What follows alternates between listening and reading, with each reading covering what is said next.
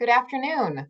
My name is Michelle DiMarzo. I'm the Curator of Education and Academic Engagement at the Fairfield University Art Museum, and it's my pleasure to welcome you to this afternoon's virtual lecture with Donald Kuspit, which is being presented in conjunction with the ongoing exhibition in our Bellarmine Hall galleries of In Real Times, Arthur Szyk, Artist and Soldier for Human Rights.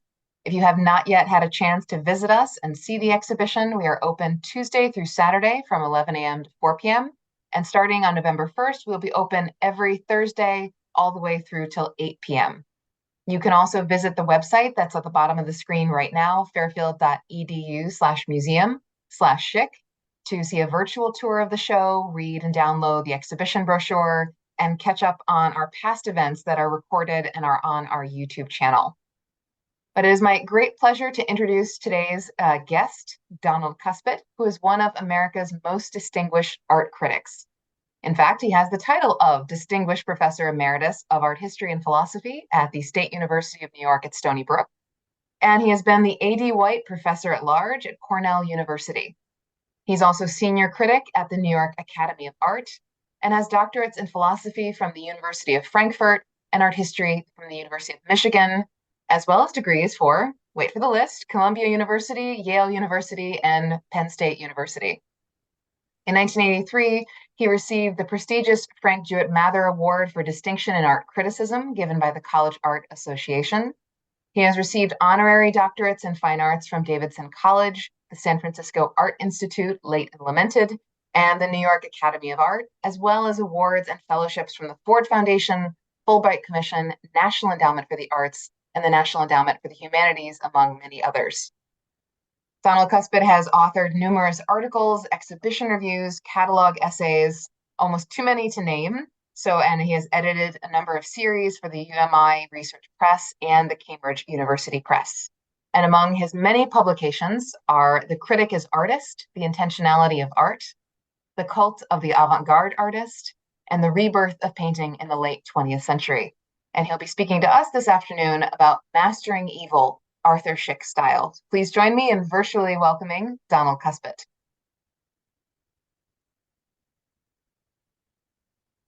Hello. I can speak now? So the image remains on here? Yes. Okay, I got it. Hi, it's a great pleasure to be here. I want to thank particularly Dr. Philip Elsoff for inviting me. We've had some interesting conversations about this exhibition. I do appreciate the invitation. I first became aware of Arthur Szyk's work at an exhibition at the New York Historical Society. I was very taken with it for a number of reasons. I asked my editor at Art Forum, could I write about it? He said, absolutely, and I wrote about it. I became interested in the work since then. So I'm happy to expand my understanding of it through this presentation. Arthur Szyk is what I've called a new old master. That is, he used old master style to make a new realistic art. But its critical realism is deceptive, not because of the ironic distortions of the figure in his caricatures of Nazis, perversely distorted to bring out their perverseness. They became monstrous fantasies, as you can see Mr. Goering here, their grotesqueness conveying their inhumanity, but because, as the critic Thomas Craven wrote, Szyk's, quote, beautifully composed pictures suggest in their curiously decorative quality the inspired illumination of the early religious manuscripts, close quote. More to the point of his style, Craven noted Szyk's, quote, firm and incisive line, close quote. The New York Times critic reviewing the show said it was sublimely obsessive, and Szyk, he said, had the dexterity of a monastic scribe, he added, echoing Craven. Szyk ingeniously united his lines in images, according to Kimmelman, more intricate than Swiss watch works, close quote. Kimmelman noted that people tended to, again, quote, get lost in the exquisite details of Szyk's caricatures, suggesting the evocative power of their lines, not to say their deep emotional appeal. Once the familiarity of their subject matter, the newsworthy Nazis, was acknowledged, their composition, the intricate matrix of hypnotic lines that gave them aesthetic and expressive substance, drew us to them. The Nazis disappeared in the dustbin of history, but Szyk's caricatures remain as alive and fascinating as they were when they were made in the 1940s during the Second World War. For the innate vitality of their linear style speaks to our own vitality. More subtly, its uncanny abstractness bespeaks our will to transcendence of nature, especially the evil nature of his vulgar Nazis. The critical use to which Szyk put his line in his caricatures of the Nazi leaders is the theme of my paper. It's really a stylistic analysis.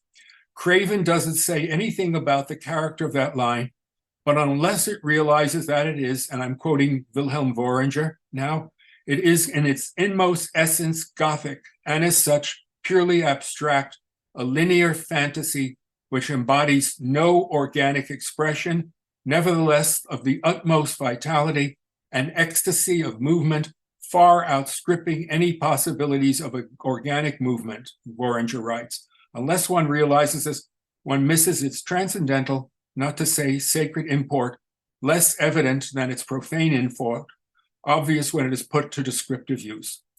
Quoting Voeringer again and again diverted into complications of expression, Szyk's line with its excited, jerky feverishness conveys a psychical, a spiritual activity of will, geistlich in German, far removed from the complexes of organic sensation, close quote.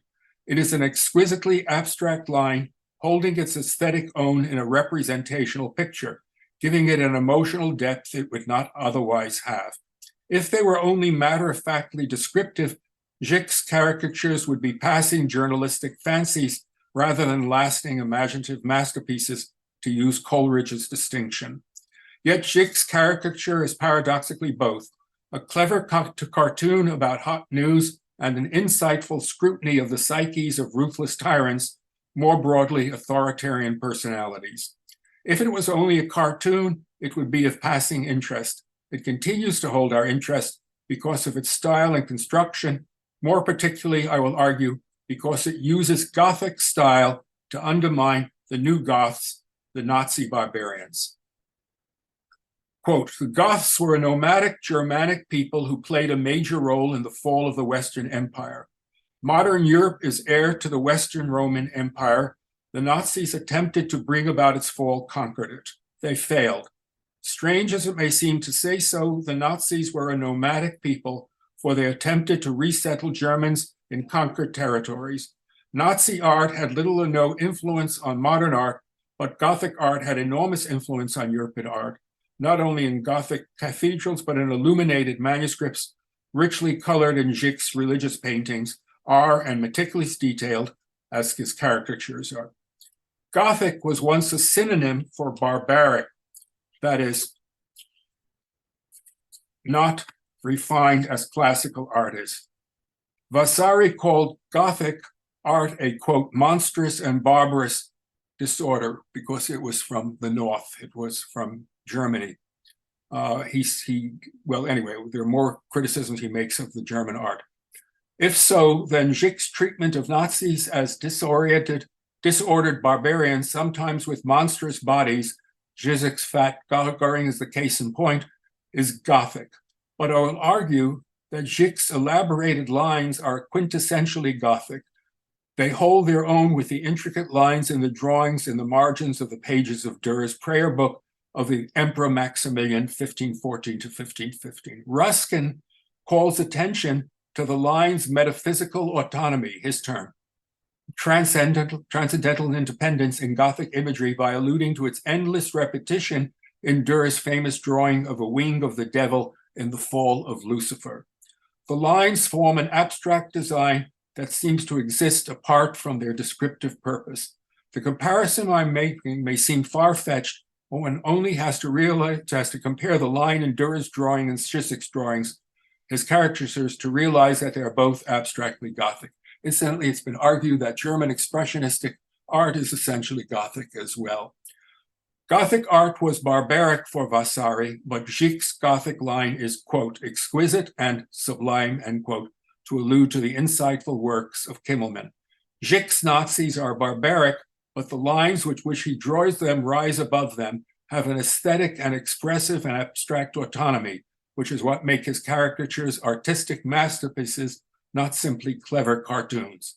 To my eye, his black and white caricatures convey and distill the linear essence of his art more than his colorful caricatures.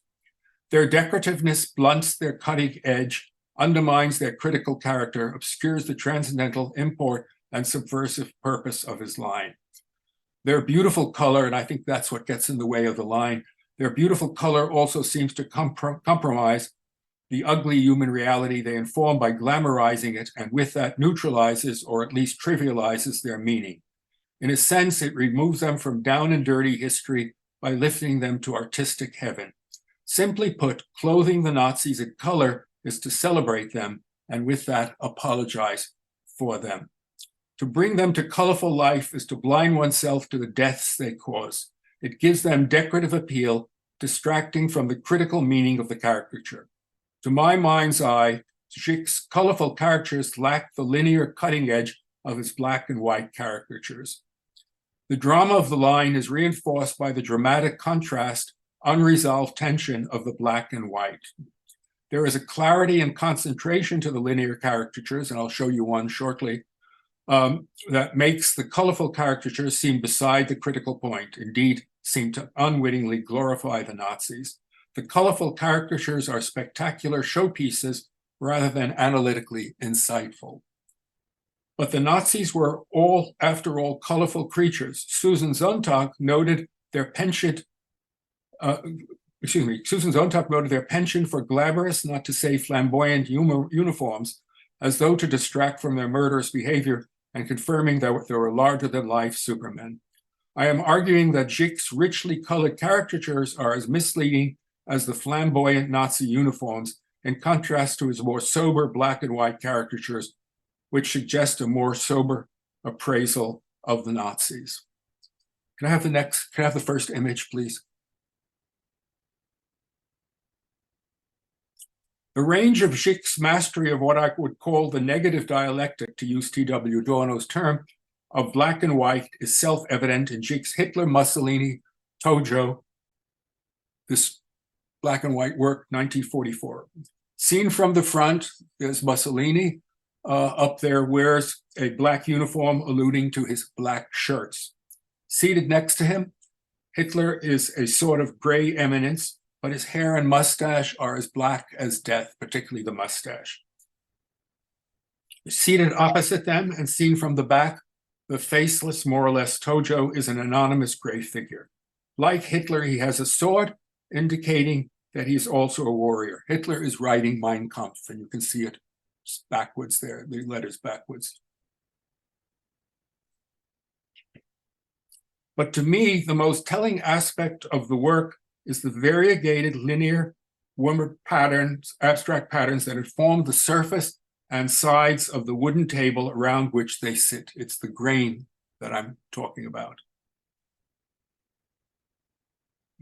The wood is dead, suggesting that the recurrent lines in its grain symbolize what Freud called the death instinct, reminding us that Hitler, Mussolini, and Tojo are plotting to make a deadly war.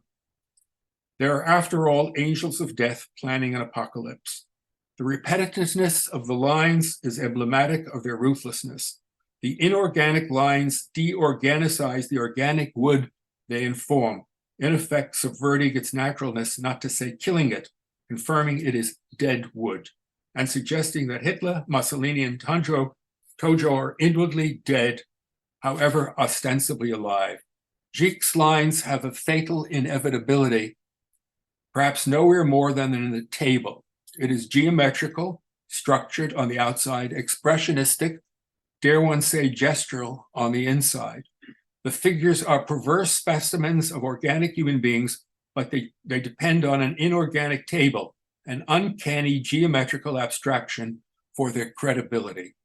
The dead wood of the table tells the emotional truth about them. They're inwardly dead, however outwardly alive, or at least destined to become dead wood. You might recall that according to Alfred Barr, and its now standard way of thinking, the extremes of abstract art, and that's an abstract work of art, are gestural and geometrical, and that's a wonderful combination of them, just looking at that as an abstract work of art. The table is the most important figure in the work. The human figures that surround it depend on it, underscoring its central position. They rotate around it. It is the unmoved mover that sustains their motivation. An object is not a human being. It suggests their inhumanity, however useful it is for them. They could not function without it. Without the table, Hitler could not write. Hitler, Mussolini, and Tojo meet around the table, symbolizing their unity of purpose, planning to make war, commit crimes against humanity.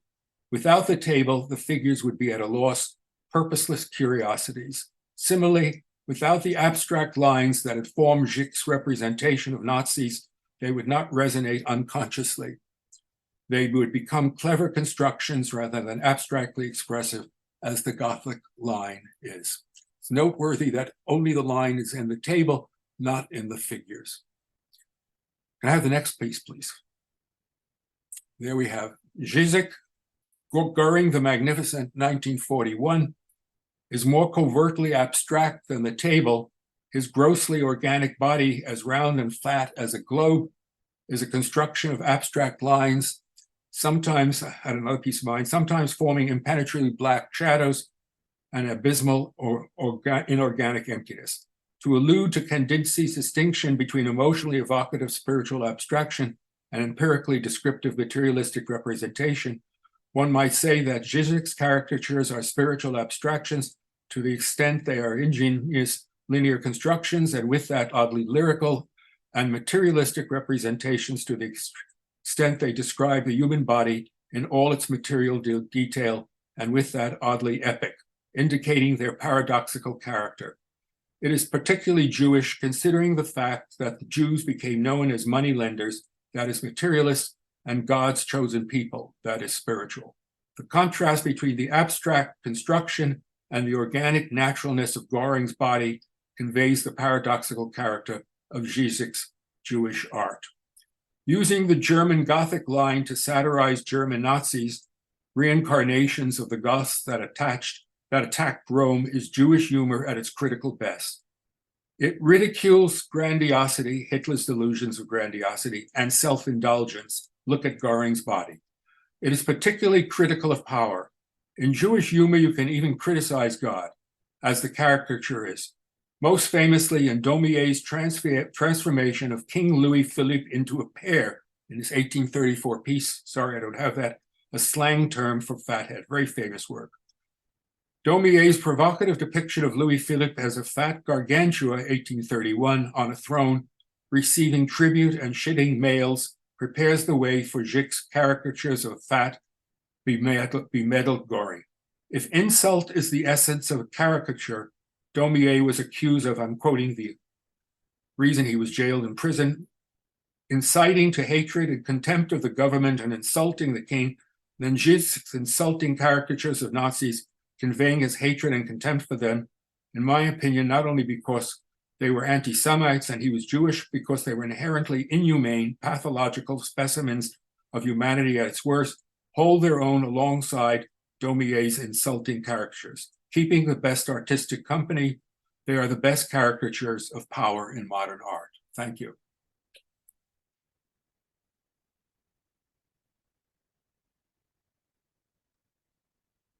Thank you for that, Professor Kuspit.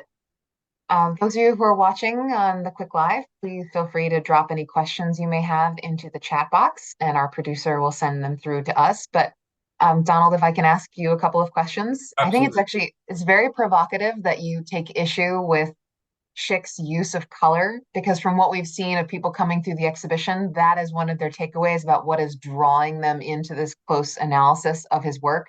They're seduced by the color very much. Absolutely.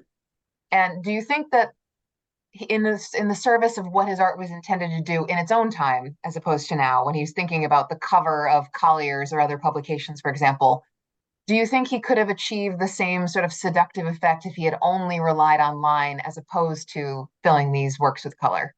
No, he would not. He was working for magazines. He was working for the popular culture. Color always has great appeal. It has instant psychological impact, well known from, talked about from Delacroix to Kandinsky. So the color is what engages, and that's what people will take away. I have no argument with that. And the work was made for, quote, popular appeal. It was meant to communicate there. I'm looking at it perhaps from an esoteric point of view, whatever you want to call it. But more art historically speaking, I find that the works that I would say are more art historically significant from my perspective are the linear pieces, but I am hardly putting down the color pieces in any way, shape, or form. But if you look at the Goering, what you get to see is a big fat guy with a lot of medals. They're colorful. You get a little lines in his face, and you know it's very provocative. It makes its point quite clearly. You get the takeaway instantly. Okay, you get the takeaway instantly. Maybe I'm too esoteric for my own good, but I find that from what I would say art historical significance, if I could speak from that perspective, the linear works are more important aesthetically, I would say. I think that's where he is pushing the envelope in Yes. a new direction. Yes, and it's very interesting that all the critics who wrote for the popular press, for the New York Times, the critics I quoted at the beginning, all pointed to his line as well. So they saw that line as well. They acknowledged the color, but it was the line that got them, the intricate line like Swiss watchworks. You don't see Swiss watchworks in this piece here. So that's what got them. And I'm picking up on what they said, fellow critics. And if you just look at that table, they're seeing a certain, shall we say, modernist dimension in it. Okay. And that's what I'm seeing in a certain sense. And I think he was acutely aware of modernist art, abstract art, as well as what he's known for, this wonderful pictorial art, okay, which made its point. I think in some of the works for his religious works, there's a wonderful, in my opinion, combination of line and color. I think they work pretty well together. But people are going to take away color. I have no argument with that and enjoy the color. I'm just curious, in your exhibition, did you have pieces like this? Yes, so there is a mixture in the exhibition of these works that are black and white with the ones that are color. There are some examples of his more illustrative work from earlier in his career. So there's a blend. But there are a number of pieces that were intended to be published in sort of the inner pages of newspapers and magazines, where, of course, he didn't rely on color because they wouldn't have been published in color. And those are extremely, yeah, they have a lot to look at. There's one that's De Profundis that has attracted a lot of attention among our visitors. And I will just put another plug for people who are coming to the show. Unusually for an art museum, in this instance, we have a projector in the gallery that is connected to an iPad that allows people to enlarge digitally all of these very small minutes, so they can really appreciate the line work by using the aid of technology. Can you put the De Profundis on here in any way? Is there any way of you projecting it? Well, Jesse, if you could be so kind as to mute my video for a moment, that is our producer, I can, of course, bring it up if that's something that can happen. Otherwise, you are okay. She's going to do that. So I'm going to bring up De Profundis, and just give me one moment, Donald. Sure. And while I bring up De Profundis, can I ask you another question? That is, since you've connected Arthur Szyk with sort of this current of modernism, can you say a few words on why you think he did not really enjoy as much of a post World War II reputation? He had a sort of a slide in his reputation until he was rediscovered in the last few decades. Why that might have been, in your opinion? I think there are several reasons. One, World War II was over. There was no use for the cartoons anymore. They made their point. People were not interested in looking at World War II.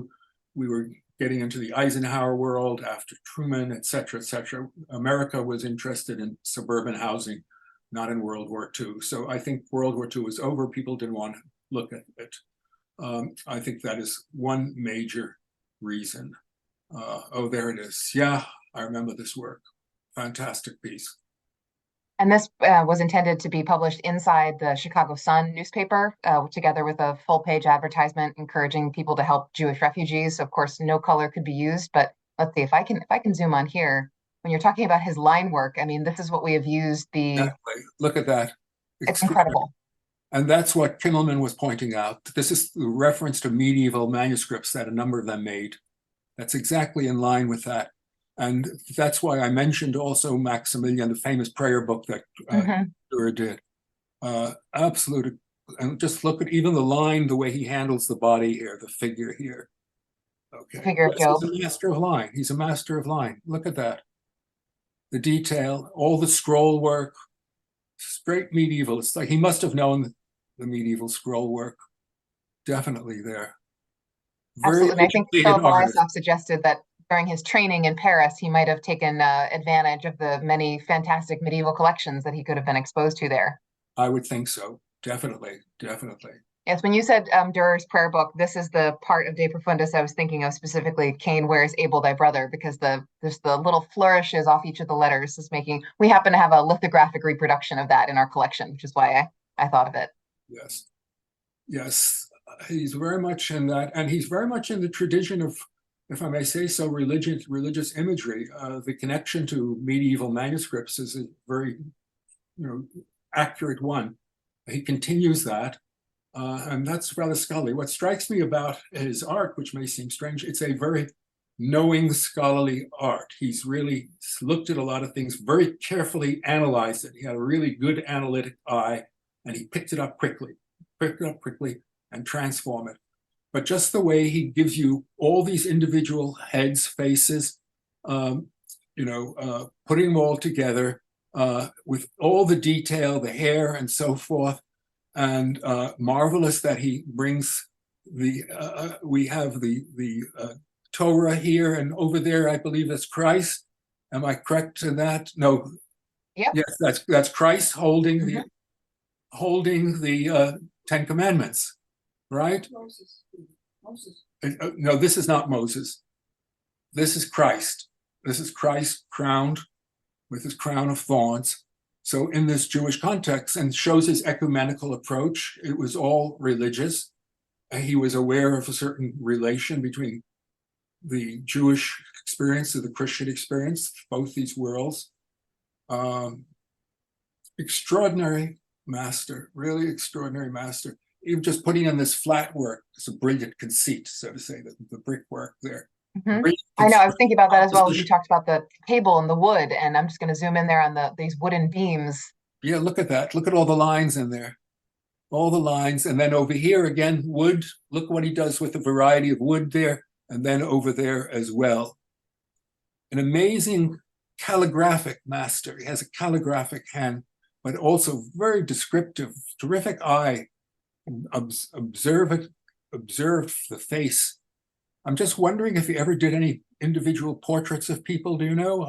Couldn't find anything. Well, we do have in the exhibition a portrait of his wife Julia, which I can also. I apologize for you seeing the behind the scenes here of my files, but Jesse, tell me if you can still see that on screen or if I need to share that separately. All right, so I will stop share and I will reshare this portrait of Julia Lickerman, who was Arthur Szyk's wife. This is made, I believe this is the early 1930s. Interesting. Can you see that on screen? Yes, I do.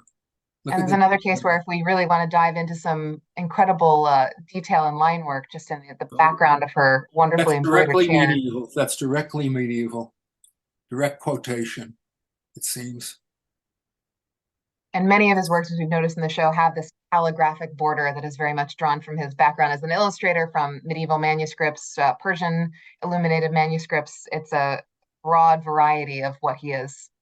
Actually, I'm just gonna, that jewel in the center of her dress is delightful. Right. And the portrait is a sort of version of Neue Sachlichkeit. Quite interesting. Could you define that for our non-German affiliates? A German movement in the 30s, new objective. Otto Dix is probably the most famous figure of that. He did portraits of this sort, rather straightforward, a little more flair to the Dix works. Extraordinary piece. He's a great master, Szyk. There's no question in my mind. He is, and I think he knew it, as evidenced over here. We have again the Decalogue, his signature underneath. Oh, 1926. It's even earlier, excuse me, than I thought. and pinks it, so tying himself back to the tradition of the Renaissance and earlier masters who had signed with that Latin. Arthur Szyk was painting this. Right, exactly that. He knew the whole thing. He knew art history very well. I think that's been 1920. one of the interesting things in our very digital world where we have all of that information, but we can search it up on Google. To imagine that this is a man who had to move as a refugee and had to carry all this knowledge in his mind, because presumably he was not bringing every one of his reference books from all of his past interests to all of his stops in life. Where was he in 1926? Do you know what city he was in? This, I think, would have been done when he was living in Paris In with Julia. Paris. In Paris. Yeah, so I know Philip in his Philip Eliasov in his contribution to our book for the symposium had written about his time in Paris, and he may and may not have been engaging with where they lived. Was one of the arrondissements that was heavily populated by other Jewish families who were living there. Is a really fascinating part of the story. So I'm not seeing any other questions coming through our chat, but I do remind everyone when this video goes up on YouTube, if you have questions you would like passed along to Professor Kuspit, you can always email us at the museum. And once again, we have this fantastic show up through December 16th. So if you are in the area, we invite you to please join us at Fairfield University, Tuesday through Saturday, 11 a.m. to 4 p.m. But also, if you would like to just explore the exhibition virtually, you can find a virtual tour, a video, high-resolution images of many of the works in the show, all of those on our website. But Donald Kuspit, thank you so much for sharing your perspective on Arthur Szyk with us this afternoon. Thank you. Thank you very much for inviting me. Have a great afternoon, folks.